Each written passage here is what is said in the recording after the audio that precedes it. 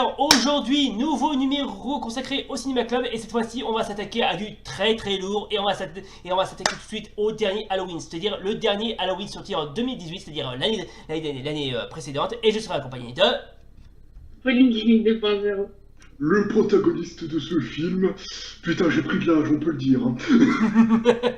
Voilà, en gros je serai accompagné de Pauline 2.0 et du paranormal. Bien évidemment, attendez-vous à du spoil massif. Donc si jamais vous n'avez pas vu le film, je vous conseille vivement de passer votre chemin, regardez cette vidéo uniquement si vous avez déjà vu le film, ou alors vous l'avez pas vu et que vous voulez pas le voir. Voilà, tout simplement. Ouais, effectivement. Donc, en résumé, si je devais donner mon avis sur l'ensemble du film, le film en lui-même, franchement, il était bien. Franchement, il m'a beaucoup plu. Il faut savoir aussi que le film contient de nombreuses références par rapport aux autres films qui sont sortis. Alors, pour résumer, on retrouve Michael, donc, qui s'est fait enfermer dans un asile, Ouais. dans un asile psychiatrique, là où on retrouve les plus grands criminels ou je ne Ouais, sais voilà, quoi. exactement. Ça commence comme ça, et le film euh, se déroule 40, à peu près 40 ans, exactement 40 ans, après les événements du tout premier Halloween sorti en 1978. Ouais, exactement. Et il faut savoir également que toutes les suites qui sont sorties, donc c'est-à-dire Halloween 2, le 4, le 5, le 6, etc., etc., et le remake également, tous ces films ne sont pas pris en compte. Donc on va dire que c'est un peu une autre timeline en fait. Ouais, exactement. Voilà. Et il faut savoir également, parce que quand on parle du film Halloween, bien évidemment on parle de Michael Myers, mais également on parle aussi de Laurie Strode. Voilà, donc, normalement que dans un des Halloween, elle était morte, mais là on peut sous-entendre qu'elle est réapparue dans un autre univers alternatif, si je puis dire.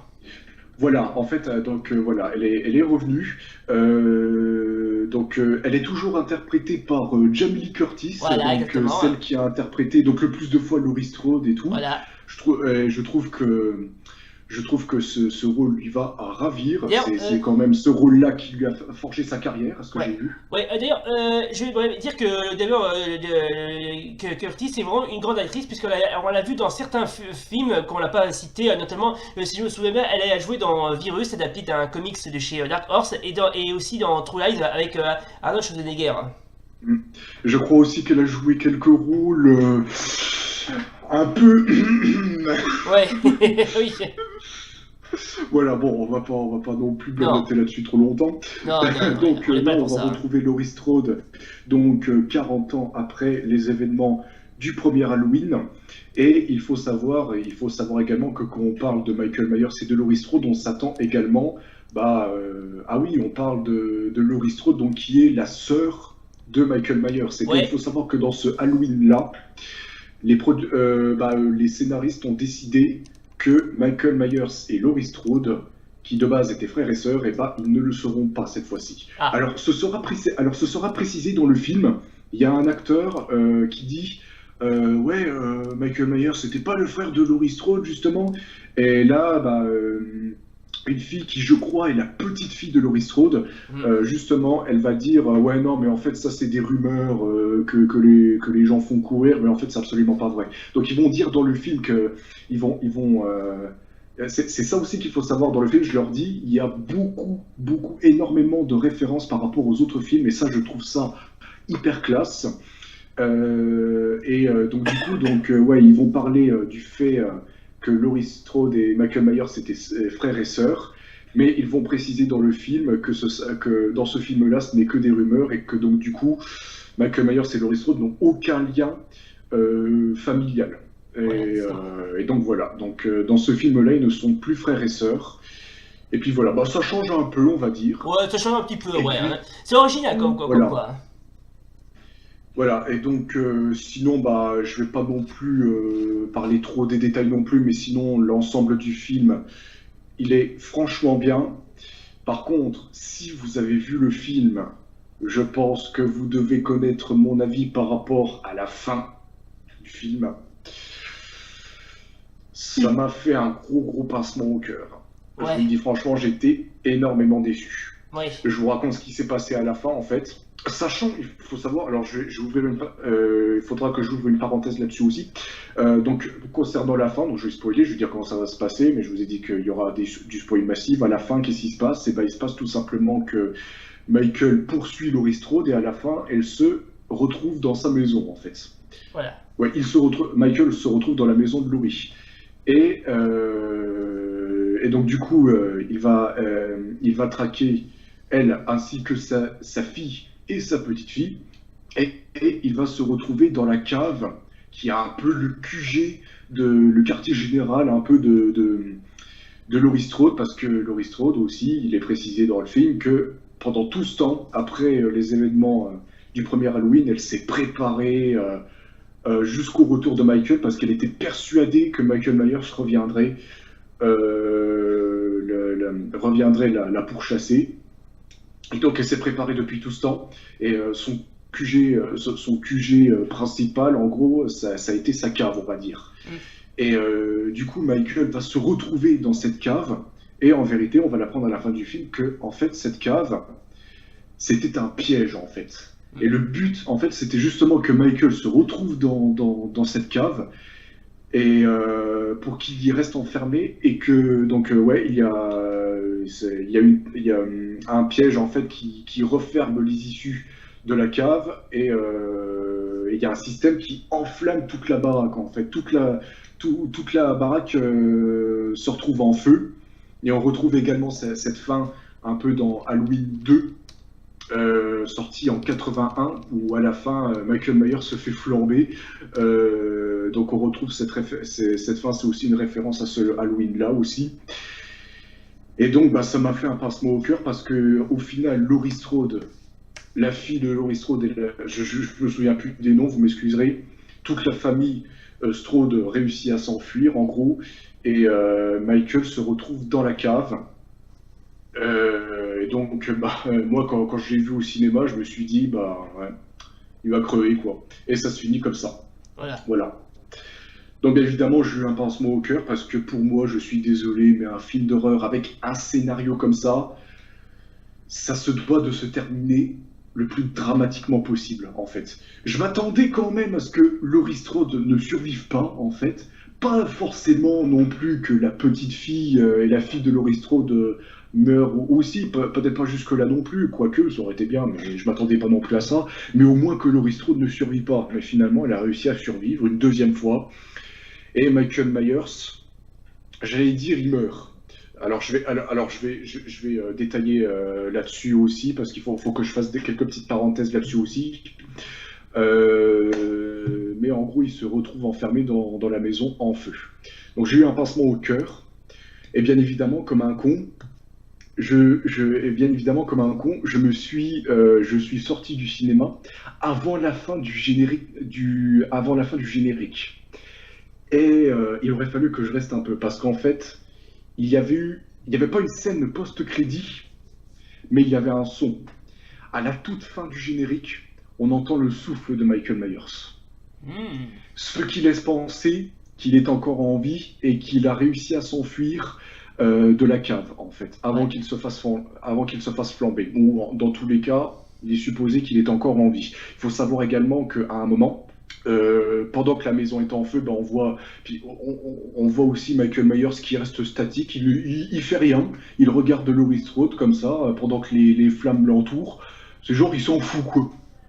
Hmm. Alors, je sais que c'est le mal absolu, mais s'il craignait vraiment les flammes, Hmm. il serait pas resté là tranquille en s'en foutant, quoi. Enfin, Bah oui. là, il reste là statique. Enfin, il essaierait de trouver un moyen de s'enfuir et il paniquerait, quoi. Sauf que là, non, il reste statique comme ça, il bouge pas, il s'en fout.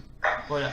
J'ai envie de dire pourquoi pas, mais surtout aussi, il y a une scène également de la cave en feu où on ne voit plus du tout Michael Myers. Hmm. Mais quand je dis plus du tout, c'est vraiment, on voit plus du tout Michael Myers. Donc, mais s'il s'était alors on va supposer dire, ouais, mais c'est parce que justement, il a disparu à cause des flammes. même si un humain se fait flamber, il reste toujours quelque chose. En fait, on verrait toujours une trace de Michael s'il était en train de s'il était en train de flamber, on le verrait genre reprendre dans les flammes ou on verrait une trace de lui. Alors que là, il n'y a plus rien du tout. C'est genre comme s'il avait disparu comme ça d'un coup. Ça veut dire qu'à mon avis, il a réussi à s'enfuir. Ouais. Donc, et puis, bien évidemment, les producteurs ont prévu une suite. Donc, bien évidemment, avec du recul, je me suis dit, bah cool, au moins Michael, il est encore en vie. Mais sur le coup, j'ai eu un pincement au cœur. Voilà, donc je m'attendais quand même à une meilleure fin que celle-ci, quoi. Surtout qu'en plus, cette fin n'était pas prévue, en fait. Cette fin n'était pas prévue dans le script de base. Ils avaient prévu une autre fin. Ils avaient prévu une autre fin, en fait, où Michael disparaît, mais Laurie Strode meurt, carrément. C'est vrai que ça aurait été mieux, mais c'est vrai que pour laisser place à une suite, ça aurait été plus dur. C'est vrai, il faut comprendre ça aussi. Enfin voilà, je pense avoir fait un peu le résumé de mon avis sur ce film. Donc, à part la fin qui m'a déçu sur le coup, mais avec du recul, me déçoit toujours, mais me laisse une espérance pour une suite. Voilà quoi. En espérant qu'il fasse pas trop de suite non plus. Pas que ça me gêne moi, mais au fur et à mesure, c'est vrai que ça en devient un peu chiant quoi. Ouais. En tout cas, voilà. Sinon, le film dans l'ensemble est une vraie bombe. Voilà, on va le dire franchement. Voilà, une vraie bombe nucléaire à la façon Fallout quoi. Voilà, exactement. Ouais, voilà, c'était exactement. Alors voilà, donc ça c'était le point de vue du mec du paranormal. Ton point de vue, Pauline? J'ai pas vu le film, donc je peux pas dire grand chose. Bon, c'est pas grave, c'est pas grave. Bah ici, est-ce que ça te donne envie, est-ce que ça te donne envie de le voir? Bah, bien sûr. Ouais. Bah bien sûr qu'elle va adorer. J'attends d'essayer de le trouver quelque part ou de le... Enfin, je vais essayer de trouver un truc. Ok, pas de soucis, pas de soucis. Hein. Voilà, donc c'était donc l'analyse du paranormal. Alors bon, mis à part la fin qui était un petit peu craignos, le reste ça va quoi. Ah, le reste, franchement, le reste du film, si j'avais aussi un autre petit reproche que je pourrais faire au film, c'est quand on parle du tout premier Halloween aussi, quand on parle de la franchise Halloween, certaines personnes, certains fans hardcore penseront aussi à la vue du tueur en fait. Parce que c'est aussi la franchise Halloween qui a inventé la vue à la première personne en fait. La caméra qui permet de voir la vue du tueur en fait. Vous voyez ce que je veux dire? Ouais. Et dans ce Halloween là, on l'a pas vraiment eu en fait. Ah, c'est dommage. Ça c'est un petit reproche que je pourrais faire, mais sinon franchement dans l'ensemble le film rien à dire d'autre. Voilà. En tout cas, il vaut la peine d'être vu. Ok, mais merci donc le cher Master, voilà donc alors donc si vous voulez voir ce film, n'hésitez pas à le commander en DVD, hein, ou pire essayez de le voir en streaming, c'est pareil. Voilà. Voilà, donc ça sera tout. Voilà donc les gens, c'est donc la fin donc de notre cinéma club consacré au film Halloween 2018. Et ça fait longtemps que je ne l'ai pas dit, mais là je vais en profiter justement pour le redire. Ouais. Prenez garde le 31 octobre. Oh et puis tant que j'y pense, j'aimerais dédier ce cadeau exclusif à tous mes fans.